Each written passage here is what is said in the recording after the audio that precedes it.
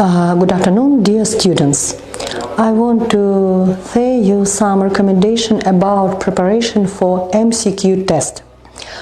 If you present in any class and any lecture during all semester, it's not so difficult for you prepare for test very well. At first, you need to use your conspect of lecture and as well as note about your independent work and practical class. Second, pay attention for definition and understanding some term in your test.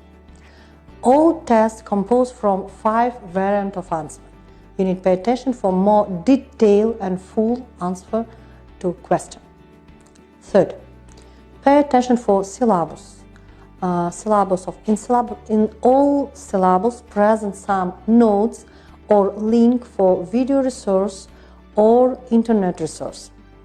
Number 4, be rest and relax day before test. Prepare your zachет book and ID card and come to exam in time. Don't discuss with your roommates and group mates during exam. Pay all your attention only for screen with MCQ test. If possible, if question not understandable for you, you possible go forward and come back for previous test if you complete next test. When you finish all tests, let's review previous answer and make conclusion. Are you complete all question in time or not?